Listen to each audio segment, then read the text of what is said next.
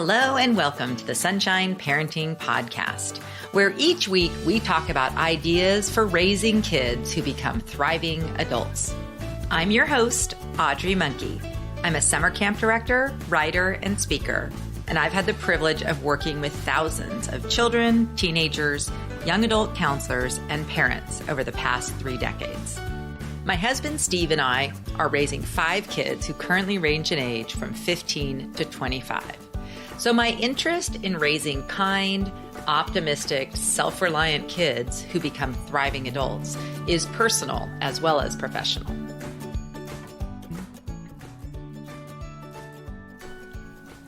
If you enjoy the Sunshine Parenting Podcast, I would really appreciate it if you'd take just a few moments to head to iTunes and give me either a rating or a rating and a review.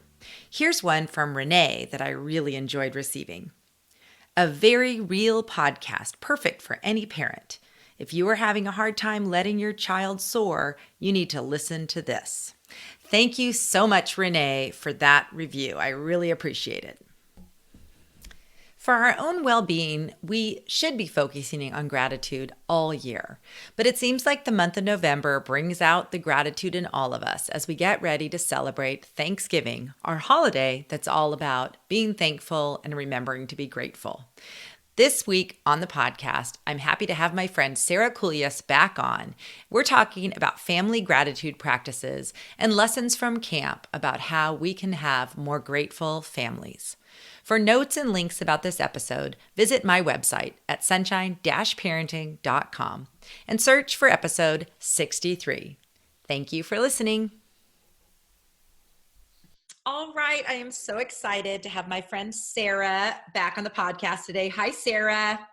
Hi, Audrey.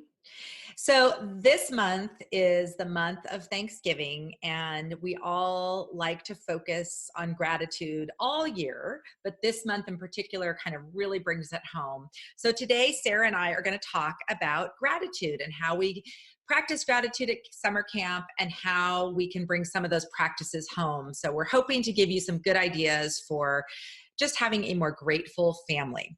So Sara, just talk about some of your thoughts on gratitude. Well, it's probably one of my favorite character qualities. And if any of us think about people who've impacted our lives greatly, probably gratitude is among their finest qualities. So it's something that I so appreciate the positivity and the infusion of that goodness into my life from those who are grateful folks. At camp, gratitude plays a very big role in how we want to shape our campers. And I think probably the main thing that comes to mind, Audrey, is that gratitude is a muscle. It's not something that happens on its own very often, but rather it's a quality or a muscle that's been practiced. It's been cultivated. It's been reinforced and modeled. And I think when we are intentional, whether with little tiny children or even young adults, we see their level of gratitude, their spontaneous gratitude, their muscle of gratitude grow over the course of a summer. And it's never too late to start exercising that muscle. One thing in particular I've been thinking about more recently is, as a habit, something precedes the habit. What we notice, how we feel and think, causes that habit to be enriched. So, for example, what we found with our campers, when they know all the names and faces of the maintenance staff, and they've played ping pong with them and ate lunch with them, and then when they see them cleaning their bathrooms, their gratitude to their now friends soars. And it's not uncommon during free time to see campers making posters that say, "Thank you for cleaning our bathrooms today. Thank you for washing our dishes," because they're now thanking friends. And there was some thought and feeling that happened before that beautiful, authentic gratitude was shared. I'm sure you see the same at camp too. Well, I love that. And I think one of the things that you talked about before we started recording that I want you to share again is how you also practice that same habit of recognizing and thanking service people just throughout your day. So, why don't you share about that? Because I think that that really ties in nicely, this practice that you have at camp that you've also brought home to keep up that gratitude muscle all year long. Oh, sure. I This happened a couple years ago, and it dawned on me that how much our children watch us treat those who serve us. The person who bags my groceries, the person who refills my iced tea at a restaurant, or gives me change at the drugstore. And I started every time someone serves me, I've started loud and clear enough to say thank you, but I've also added my friend at the end of that sentence. So when my iced tea is filled, I will say, thank you for the iced tea, my friend. Thank you for bagging my groceries, my friend.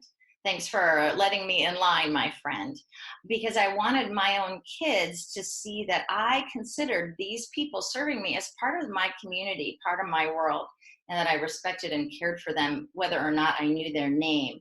I think it just connects us more. And my hope is that it causes us to treat everyone with the same deference and care and respect. Oh, I love that so much. And then I was thinking as you were talking, in some settings, people are wearing name tags. Hmm. And so if they happen to be, if you, or you happen to remember their name, like I haven't been doing the my friend thing, but I have been like when someone says, hi, my name is Gina. I'm going to be serving you today. I'll say, oh, hi, Gina. Like I try to, that's part of the friendship skills that I always think about is saying the name after you hear it to try to help remember it. But how amazing would that be if your kids hear you, like if you remember your server's name, for example, and they pour you some more iced tea and you say, oh, thank you, Gina. I think that would be really cool too. Like, cause everyone loves hearing their names and it's like adds that human element to it too. That's brilliant. That's brilliant. And another really important life skill. Yeah, so I just thought of that because you always spur on so many good ideas for me. The other thing that I have not done the my friend, I think that's I don't know if it might be hard for me. That's so you. I don't know if I can do that. But what I have been doing, it's so funny, is making eye contact with the person pouring my water because usually that's like a bus person or somebody and I'll just like they pour my water and I look up at them, eye contact and say thank you. Like so that it's like again I'm not just sitting, you're a human, you're helping me drink water. I don't know. I love that. And what a simple way for us all to go through life expressing our thanks for these people around us who, make our life easier, are making our meal better, or whatever it is that's happening. I love that. That is so great. Okay, so that is such a fun way that you like have taken home kind of your gratitude building muscle that you've practiced at camp and you also do it with your kids and are modeling for them. There's another activity that I know we've talked about in previous podcast episodes, but it's just so good that we're going to talk about it again. Talk about your flower ceremony at camp and how that is another way that you're really promoting this character trait of gratitude in your campers. Oh, sure. It's called Flower Sunday. It's a favorite tradition at camp that we do every session. Our sessions are 2 weeks long. And in the middle of the session, we have chapel. And then following chapel, every camper and staff member is handed a daisy. They're just a simple daisy. And we invite campers and staff to go to each other and share an affirmation or a gratitude. The goal being that I keep handing away my flower, but then someone would come and hand me theirs. And as I receive one, then I give one out. And we hope we are empty handed by the end of the sharing time. But it's wonderful to go to a new friend I met on the bus, for example, and say, thank you for being my first friend. I was so nervous on the drive up, and you told me what to expect and made me feel safer. Or for a camper, it's not unusual for a camper to go to a staff member and say, thank you for making me feel like I belong. Thank you for listening. I really enjoy going to campers who I can count on to be community builders and to say thank you that you are always an includer of anybody who's different or the same, and I can count on you to make camp a better place. So it's an affirmation and a gratitude tied up together. And having a token, I think tokens are really powerful, whether you're passing a leaf or a rock or a button or a flower. Kids, well, humans love tokens. It's a memory maker. Mm. How do Well, you guys, I'm sure at Gold Arrow, you have these built-in traditions of gratitude and affirmation as well. What do those look like? Well, I love your idea of having it be at like a specific day and time. And I love the token idea. Really the main thing we do is our wows. And it's this, it's like basically a big gratitude bulletin board. And we have these little wow notepads, and it's just a chance to, again, give affirmations, give thanks, acknowledge that we see great things happening, and anyone can fill them out, the campers, the staff. When you were talking about your service people, a lot of ours will be to the kitchen staff. And what happens is that the board gets filled up every day with these wows. And then at our morning assembly, a few of them get read aloud, like maybe 3 to 5 are read aloud. And then all of them go in people's mail. So it ends up, everyone likes getting mail. So it's like, it is a token. It's like a handwritten note, basically. And you see them everywhere, like in the kitchen. When they get them, they put them on their own bulletin board in the kitchen. And it's just a really nice way to build each other up and express thanks. What, again, as you were talking though, what I started thinking, I love wows, and we actually encourage our families to try to do something like that at home. But what I was thinking is, what if, Thanksgiving's on a Thursday, if we just had in our families like a tradition called Thankful Thursday, and did one thing on Thursdays that's of thanks to another person, whether it's a text or a note or a phone call. How great would that be if just once a week we make it a tradition in our families to express thanks? I love the regularness of it, that habit, like a Throwback Thursday photo post, Thankful Thursday. Who haven't I thanked in a while? I think it would really challenge us to broaden, the list of those that we notice and thank. I love the regularness of it. So I haven't done that. I just thought of it, but I just thinking, even if, and again, that could be a thing that like you and I, we can model that for our kids. We could always just say, hey, I'm going to try to do this, maybe just for the month of November, maybe all year it will start being a habit. I really want you to share about something that we both have learned about in our study of psychology and well-being, is this idea of sharing every day 3 good things. I'd like you to share again how you've really made that just a huge habit of yours over the last couple of years. Well, sure. You and I were both at a conference when we heard about the research behind gratitude, and the research finding that for those who express gratitude even right before bedtime, even if it was a hard day, even if it was a boring day, just to name a few things that we are grateful for, our sleep is deeper and better, our view of life and optimism is stronger, our well-being is rejuvenated. And the speaker challenged each of us to, just for a couple weeks with some friends, at the end of the day, share 3 good things that we were grateful for of the day. I picked 3 friends who were pals close by in my 20s, and now we live all over the United States. And we just texted each other 3 good things every evening for 2 weeks. Well, it's been 2 years. And we still, every so often, one of us will miss a night, but we just list off our 3, sometimes 5, sometimes it's only 2 because we're digging deep, good things with each other. And what it has done to our friendship, to help us know where each other's at, to help us know how to encourage each other, celebrate with each other, pray for each other, it's been amazing. But like, I'll climb into bed at night and go, oh, I forgot.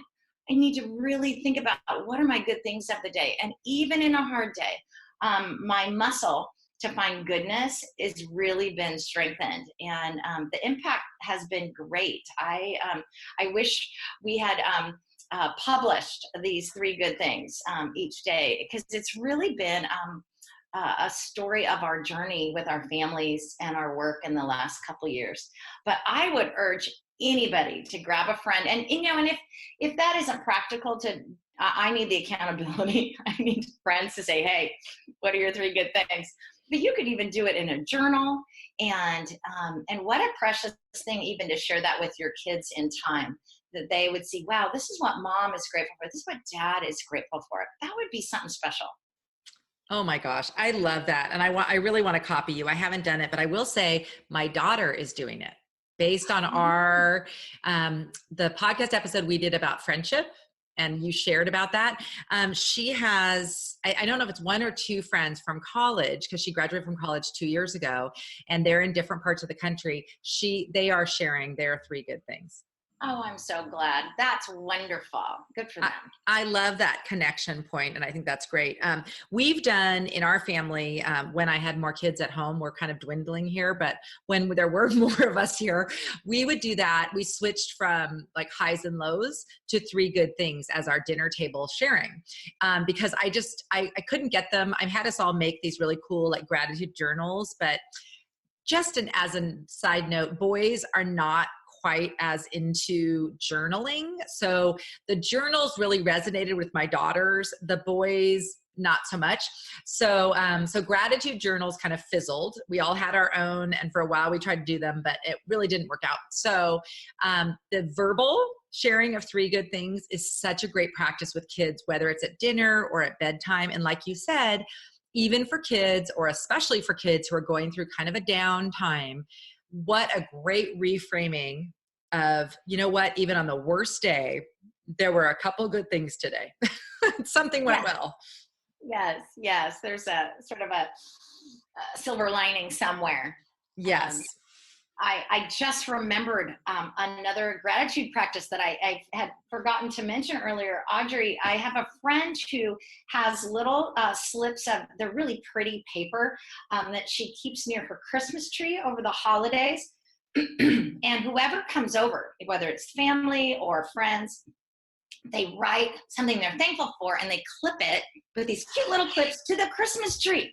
And so the Christmas tree has all these ornaments and lights, but then over the weeks, there's this little gold paper with these little, sometimes it's just a name, sometimes it's an accomplishment, sometimes it's just this, so grateful that I, got a half day at work, or anyway. So the tree is really cute. It's covered with these little gratitude slips. Isn't that brilliant?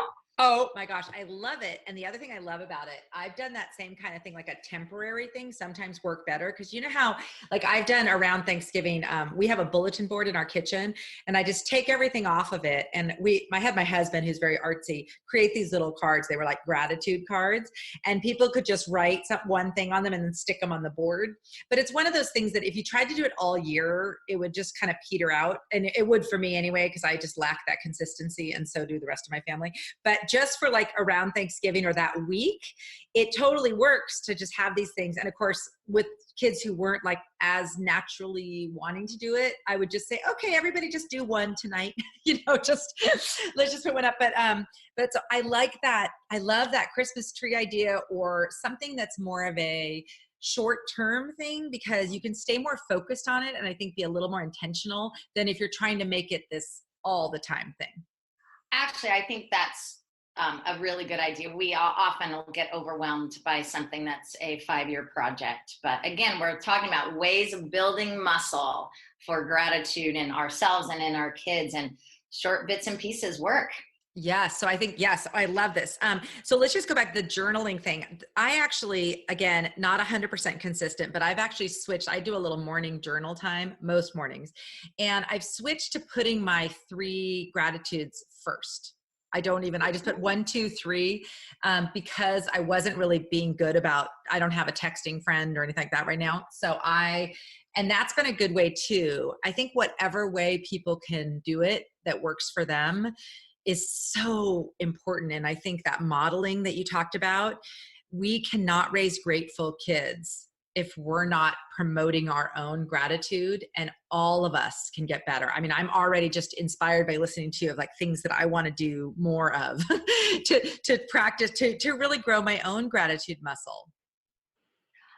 Some of us are wired that way. We have a positivity that just bubbles out. And then some of us do have to work hard at, at keeping our eyes on the cup half full. I saw a card recently that said some people are cup half empty. Some people are, when they see a cup, it's half full. I see a cup and say, who isn't cleaning up the dishes? And I appreciate that because I can be so task focused. I could have bought a dozen of those. I can get so task focused that I actually get off track. And so some of us have to work harder. But oh my goodness, the benefits have been a delight. Yeah, see, that really hit home for me. That's one of my problems is I tend to be I want to work on my gratitude. I'm going to write down these 3 things. But it's really should be more about the feeling the gratitude. You know what I mean? So it's like taking the task out of it and making it not about sending the text to my friends and not about writing in my journal, but about just taking a moment to feel thankful. Yes, yes. And to see these little moments of like, oh my gosh, I'm so grateful this very small thing happened. It actually impacted my day, or well, that was so thoughtful, this little thing. And a lot of times at the end of the day, I'm like, oh, I was going to remember that little thing and it's gone now. But at least in that moment, it brightened my day. It made it better. And it made me softer and kinder to those around me.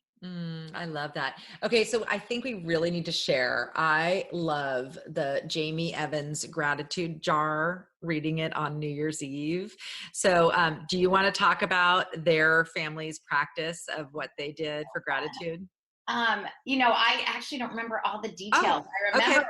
we have talked about it numerous times, and I always think of him and their family when we think about gratitude jars. Yeah. But why don't you go ahead and share the details? Well, what I remember from it is they had a jar, and just on scraps of paper throughout the year, and however often they wanted, something they were grateful for, a person, an event, whatever, they would throw it in the jar, and the jar would just grow all year. And on New Year's Eve, they would pull each one out and read them. And it was like gratitude for this whole year. And oh my gosh, that just like, I love that. I don't know how many families do that, but what a great way to remember a year by focusing on all the good things that you sometimes, you forget, like, because sometimes what rises to the top is, the illness or the death of a loved one or something really bad that kind of dominated our thoughts for that year. But to take that time and start the new year reflecting on all those great things. So I love that. I thought we should do that. I thought we should share about that just because I think it's a nice honor to our good friend who really had wonderful ideas. Another thing that I wanted to just share before we close off, and if you have any other ideas, you can also add them, but something that we've done at Thanksgiving that's been a really fun activity, regardless of who's with us. We generally have sometimes we have, it's our family, but usually we have some other people around. This year, I'm super excited. My son is bringing home a friend from Nigeria who it's too far for him to travel home. So we get an international friend here for Thanksgiving. So what we do is somebody, usually my daughter Charlotte, will create either cards or sheets of paper that are kind of in Thanksgiving-ish colors with each person's name on them with some like stickers or decor. And basically, we just do warm fuzzies for people. We either pass them around or we walk around the table and we write things we're thankful for about that person. And, I save every single one. Love them so much. I will put, I'll try to find some photos of them and add them to this post because I think it's a really simple gratitude activity. And because it's Thanksgiving, you can usually get people on board for trying something that you don't normally do. I love that because that's something you can save and read on those days when things are getting crunchy, right? I just have to be reminded. I think Something else I would add, and I think I'm going to do it this Thanksgiving. A lot of times we go around the table. What are you thankful for this year? And whether it's a big group or a small group, and everybody always says friends and family, which I'm so grateful. It's the human beings that make our life worthwhile. But but sometimes we're like, okay, besides the friends and family, what else? I'm thinking this summer or this Thanksgiving of adding. Because so many youth and young adults, we see it at camp, and I am conscious of it with my kids and their friends. There's a lot of not feeling good enough in the world. Not feeling enough. I'm not enough. And I'm, as a Gallup Strength Finders coach, I'm really enjoying helping people identify their natural talents, the natural goodness that is built in them, and really being intentional about building those into strengths for positive impact in the world. And so I think I'm going to add, what is one thing you're thankful for in you that you are naturally built with, that God has naturally gifted you with, a talent, a perspective? What's one thing in you you're grateful for? Because I am just continually brokenhearted by how many young people are expressing that they just never feel good enough.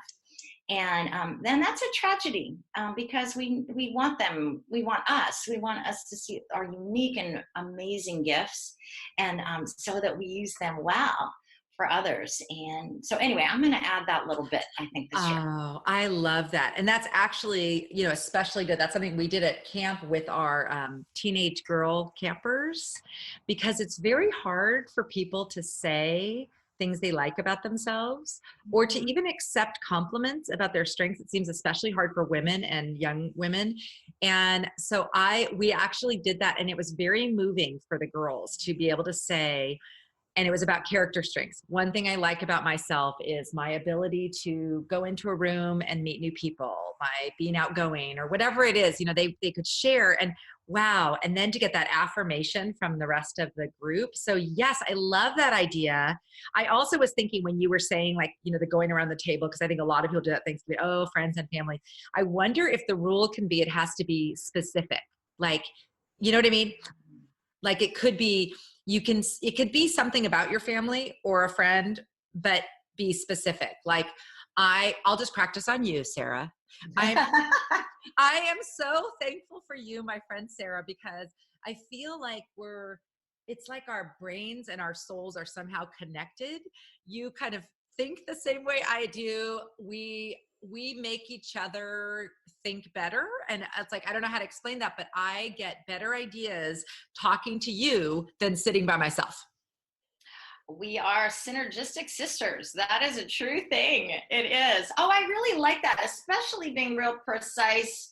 I can imagine, for example, my mom hearing from her grandkids, Grandma, I'm thankful for you. But Grandma, I'm thankful for that journal you wrote when I was little, and you, because Mom was running too fast, but you wrote down all my little stages of development, Grandma, and I still have it under my bed. Like, I think that would be amazing for Grandma to hear the specificness. Ooh, I'm going to steal that, Audrey. Yeah, for sure. And then I think not only that, it can be a specific thing like that, like a journal, or it can be, what I love about you, John, is your sense of humor. Oh my gosh, you make me laugh. Yeah. Like every day this year, you've made me laugh with your sense of humor, and you bring that to our family, and it's so awesome. So whether it's like using your strengths thing and really pointing it out to them, or a specific thing they did that you still remember months later, something that they did for you. Oh, I love it. I'm so excited. I have a feeling I'm going to make my family sit around the Thanksgiving table longer than usual, because we have all these things to share now. This is going to be good. So many activities. Just tell everybody, hey guys, just wear your pajamas and just like, yes. We're here all night. It's awesome. I love it. I love it. Okay. So wait, go ahead. I also would encourage all of us, children have really good ideas themselves. And asking your kids, no matter what age, how do you want to show thankfulness this holiday, or even once a month? I bet our little people would come up with some super sincere ways of thinking, and we might be surprised. Oh my gosh, I agree. Kids always come up with these things that are so amazing. And often we think that we have all the ideas when they actually have better ideas, because they come from this perspective of just more innocence, less jaded by the world. I don't know. I love that. Wow. So true. Okay. So just to close out, we are going to add some more resources. We're both going to kind of compile some of our favorite books, ideas. I even have a Pinterest board, I remember, about gratitude. I'll put all those things in the show notes, but just before we finish off, is there any book or resource or something that you particularly like as it pertains to gratitude? Is there something that you've found helpful as you've tried to promote more gratitude at camp or in your family? There certainly are a few books that will come to mind. We can post those, but it just dawned on me that I actually sometimes read through the Psalms in the Old Testament. And sometimes when I don't have the words around my gratitudes, borrowing other people's words, borrowing the Psalms words, or borrowing a friend's words sometimes helps me frame those things. And that's been very moving and important for me. I love that. What a great idea.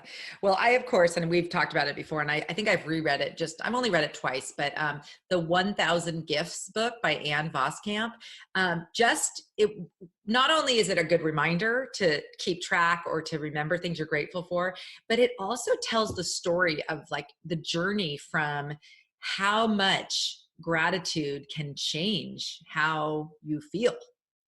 Yes. And that it sometimes takes a little bit of time, but it does shape us. It does change us. So, well, I have just loved talking gratitude with you. It's been so much fun, Sara, as always. So thank you for sharing your wisdom on this topic. Oh, my pleasure. It's been a blast. And I hope that your listeners might share some of their ideas too. I think we can always keep learning from each other. Yes, for sure. So if you're watching this or listening to this, write your comments, share your ideas so that we can share with the world more ideas of ways we can all be more grateful people. So thanks for being on, Sara, and happy Thanksgiving to you and your family. Ditto. Back at ya. Until next time. Thank you for listening to this episode of the Sunshine Parenting Podcast. I hope you got some great ideas from Sara and me about how you can incorporate a little more gratitude into your family's life. For notes, links, and additional information that we referred to in this episode, visit my website at sunshine-parenting.com and search for episode 63. If you don't already receive my emails, I would love to include you as one of my email subscribers. Each week, I send out links to my new podcast episode, new posts, and relevant articles, videos, and tips that I've found that I think might be helpful to help you raise happier, more connected kids. If you're so inclined, I'd also really appreciate you taking the time to give me a rating and review on iTunes. That will help other people find this podcast. I'll end this episode with one of my favorite quotes and a reminder to stay grateful. Enjoy the little things, for one day you'll look back and realize they were the big things. This podcast is a proud member of Parents on Demand, a network of high-quality shows for families just like yours. Download our free network app on Apple and Android and listen to your favorite episodes on the go.